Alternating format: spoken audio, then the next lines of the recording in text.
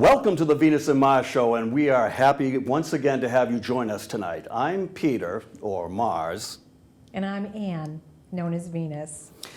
Tonight, we have a special format. Rather than our usual show that we have a topic and a guest, we're going to have one special guest tonight. The show will be slightly shorter. We apologize for that. But it's a very, very sentimental interview that we have coming up. Anne? Yes, it is. We're going to have Captain Rick Stack joining us, and he's from the North Attleboro Fire Department. Wonderful guy, has a lot of stories, but we're only going to get to a few tonight. And he has a lot of information trying to advocate for all first responders. But first, what's been going on? I don't really have all that much going on. It's been summer, very hot, very hot. I'm not one for the real heat. No, I was on vacation up in New Hampshire. I was up there for a week, 10 days up in Wakefield.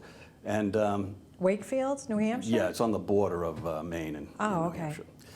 So as soon as we get there, I noticed there's this object on the beach, and I didn't, go up to it at first. But the next day, my curiosity drew me over, and it was a dead snapping turtle. Aww. It was about, I know we get into this fish stuff, the story, but it was about between almost 2.5 feet long. Yeah. So anyway, I'm just a guest at this resort, and so I joined the group called the Pine River Pond Association. Joined their webpage, and they accepted me. Yeah. So I started reporting on the turtle, what was going on.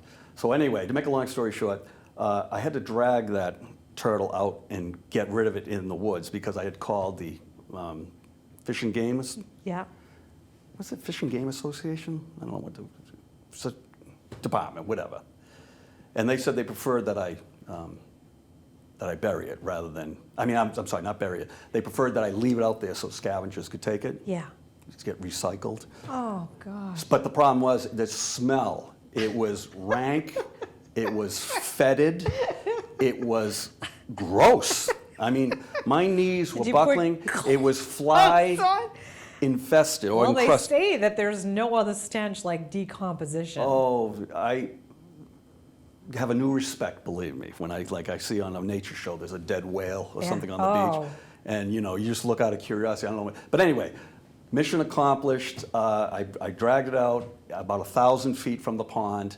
I went and looked at it 2 days later, and nature should be saluted because there was nothing left. Not even the shell? Just the shell hollowed out. Oh, that makes me sad.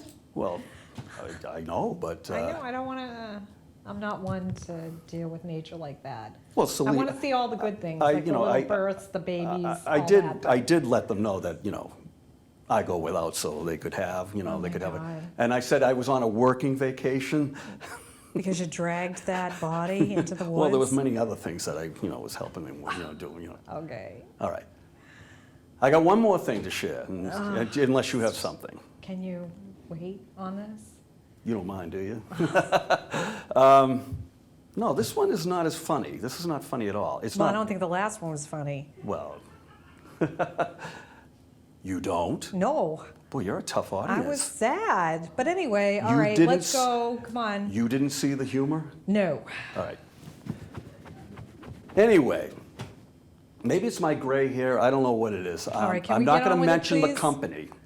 I had an interview, supposedly, with a major company twice, scheduled twice. The second one shouldn't have been scheduled, but because they didn't call me the first time at all when they were supposed to, I had to reach out to the headhunter, and I had to arrange for the second one. Wait a minute, because the people at home might not even know what a headhunter is. You're really going old school A recruiter, here. somebody helping me find a job. Usually the millennials only do it online, so. I'm sorry. But anyway, I'll make this really quick. The second one, they were supposed to call me on a Monday, while I was up in New Hampshire. I'm setting aside time. Again, the call doesn't come. I send an email, I've heard nothing. Now, what I'm getting at is this is anything but professional. Oh my God, and everybody at home, just so you know, he does this to me too. Emails, phone calls, texts, whatever. He's on me 24/7 until Can we stick to the point? Okay. do you agree or not agree that that's unprofessional? Seriously, come on. I don't know what the qualifications for professional versus unprofessional today in the millennial world is. That may be true, but in my Yes. book, it's unprofessional. And Put it this again, way. with his book. My book is shared by many. I would not do that to anybody. If I make a commitment, I either tell them I'm not going to be able to make it, or I do. I follow hear through. you. So anyway, that's what happened in my neck of the woods. So we have a special guest here with us today. I want to welcome Captain Rick Stack. Thank you. Welcome to our show, Rick. Thank you for having me. So Thank you for you're coming. from the North Attleboro Fire Station, Yes, is that fire correct? department, yes. And I just read a beautiful article that was done in the Boston Globe about you. So I just want to get the people prepared at home, because we're not going to do a first responders acknowledgement this show due to the tragedies that have happened in the surrounding towns. Right. And with that is why I wanted to have you on the show. I know that the officers that were around Sergeant Chestnut and Sergeant Gannon, all of them faced this with multiple other tragedies that they've witnessed and been on scene. So I just want you to take a moment and talk about what better way can we help those first responders going forward? I think we do a good job, the fire service and police first responders in general. I think we do a good job getting them help immediately. We have these critical incident stress debriefings, and then we kind of leave them, at least the parts I've been part of, or the sessions I've been part of. I'm drawing a blank. That's okay. All right. So yes. So let me start. Let me start over. Certainly can. Okay. So yeah, the sessions that we have, the critical incident stress sessions that we have after incidents, is great. It really is. I mean, it hits home. It gets you thinking about what you want to say when you go to these sessions after the call. Instead of pushing it down, you mean? Instead of pushing it down. Okay. Right. So it's raw. It's right there. It's ready. While you're ready you're to get feeling it out. it in the moment. Right. Yeah. But we still, I can tell you from experience, we still do not want to say that we're having trouble understanding what we just saw. Okay. Now, how long are these meetings that you go to after the event? It's not a set time. Yeah. We can stay as long as we want. Basically, we just talk in general terms about the call. Now, do you get up there and it's like an open forum, or does they asking you questions? It's led by a critical incident stress team director, and our director just happened to be Captain Keith Jackson, who just retired from Attleboro Fire Department. He would come in and we would have the shift sit in a room, and he would say, I understand you had a tough call, a little bit about the call. I understand how are you feeling, and if any of you would like to talk about it, please do. And it's great because it is an open forum. I'm not a captain in that meeting. I'm just a firefighter. Yeah. I'm not making judgment You're on not anyone pulling rank or else. anything. Right. Yeah. Everyone are firefighters in there, and everyone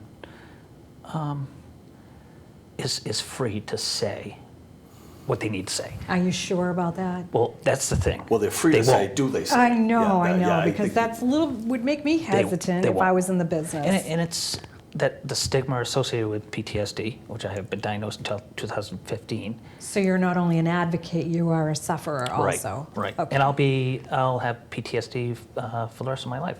I'll have to deal with it. Oh, absolutely. It's not something like a broken wrist or a laceration you can sew up. Well, the mind just doesn't erase certain things that you Right. see. And it's, I think, even tougher that you can't see it because do people really believe you have it?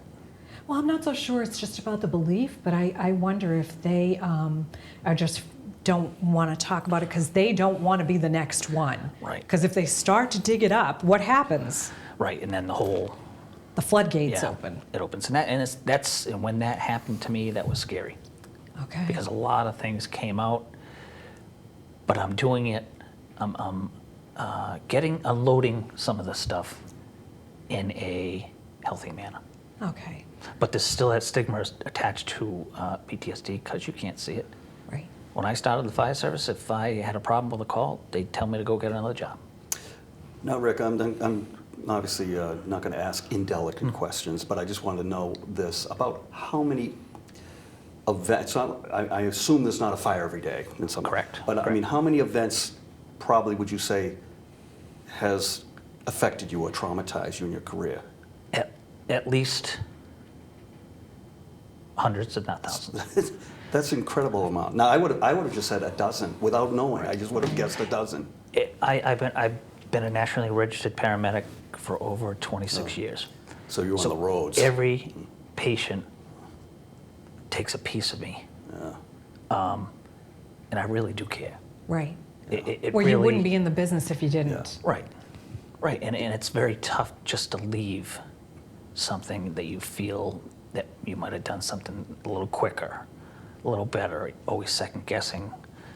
But in general terms, most times we're not helping people unless they call quickly.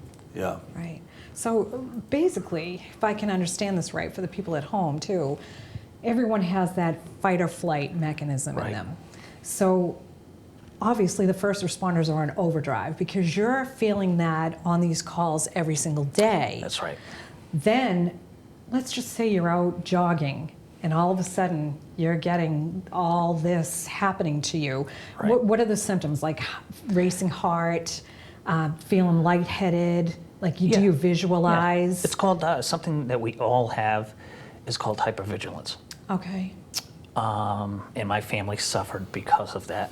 I was always waiting for the next call. Okay. So always So on to the have a edge. good time, go out, get some ice cream, I was always thinking what I could have done or what's next. Yeah, that must have been awful. What's next? So it throws your fight or flight off completely Right. because you're always on the ready. You always have that adrenaline rush when you shouldn't have that going on. And I couldn't turn that off. That was one of my major downfalls when I went home. I could not, I thought I could, but I Yeah. couldn't turn that off because I constantly wanted to help. Yeah. Yeah. Well, it's your nature. Yeah. Yeah. And everyone wants to, but again, no one wants to say they have a piece of this. But do you believe that PTSD sufferers, more so than others, are going to be workaholics, basically, or alcoholics, or They're going to keep busy because what I did Yes. was I went to not only was I was landscaping part-time with my full-time firefighter job. I was going to school full-time, graduate school, and I was being a dad and a family member. So and keeping everything in the right, I guess, areas at home. So everyone was happy. So yeah, so I ran marathons. oh boy. So when I achieved all those goals, qualifying for the Boston Marathon, getting my graduate degree, becoming captain, I was lost. You had no more goals. You know, Rick has run the marathon several times. I know. I mean, if I could do half of it once. I hope everybody reads his article in the Boston Globe that I recently did because you'll find Thank out you. in detail great things about him. You're also mentioned in the Firehouse. Firehouse Magazine, I have an Magazine. article, yes, in the May edition 2018. So being an advocate going forward, do you want to help people on a private level so that they can contact you? I would love to be that. And right now, what I'm able to do is peer support. Okay. And that's, how can they get in touch with you? They can, please put my number on the screen. Okay. Why don't we say it for them? It's Just 508-369-5633. Okay. And do you have an email address that Yes. maybe they could?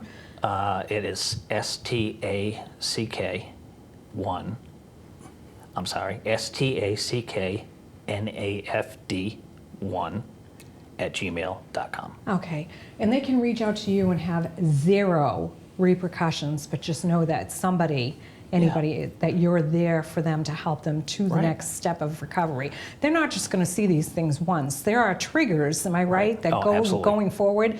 You can have a smell or a sight or a sound that will bring back one of those rushing memories to you that you can't control until Right. you understand what you have. When I hear that song from Len, it's a British band, it just brings me back to a couple scenes that I've been a part of, and the music playing while the patients were had fatal injuries, and it just takes me back very vividly. Yeah. I imagine you've seen a lot of fatalities. Yeah, unfortunately. No. Unfortunately, I'm delicate here. I don't claim to be different than any other first responder. We all do the same job. We're all brothers and sisters, but we're all not getting help that we need to get. Let me ask a quick question if I can.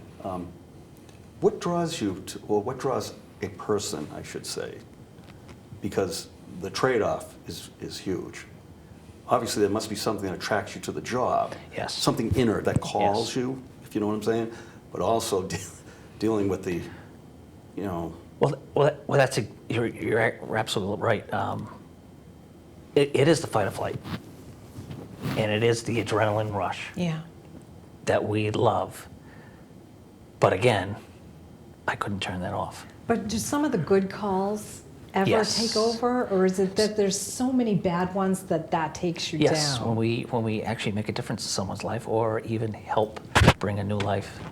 Yeah, like a child coming. Yes. So, and those are very rewarding. You're a midwife at that point. Right. Yeah. And I say we just assist. We don't give birth because mom does all the work. Right. We're just there to catch and Coaching her. Exactly. But You can do it. even those can turn very difficult in a blink of an eye. Are we going to see more articles from you? I hope so. A book, maybe? Oh, I would love to write a book. There's a Fire Engineering is coming out with an article in September 2018.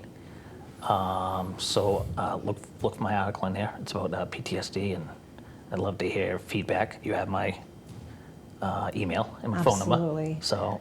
And I just want to say from the bottom of my heart, thank you so much for what you do. I'm Thank you. so proud and happy to have you here today. Thank you. Yes. I just in just the last point, I am no different than any other firefighter, just like I said before.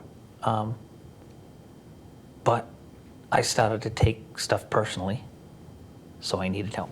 Well, can I excuse you? Because you are different, because you're actually moving forward. Thank you. Thank you. On a different And frontier, I did- getting out of the old school And there's nothing mentality. more than I want to do than to be on that engine today. Thank you. Captain, thank you for being on our Thank show, you. and let me Thank you. personally thank you for your service, Thank you. believe me. Same here. Thank you. Well, that does it for tonight's episode. That wasn't so bad, a little different format, huh? Yeah. No? Makes it, you're going to Yeah, switch it up once in a Gotta while. mix it up. Yes. All right, well, where planets align and often collide, I'm Mars. And I'm Venus. Good night, God bless, and may you have wonderful happenings in your lives. Thank you for watching.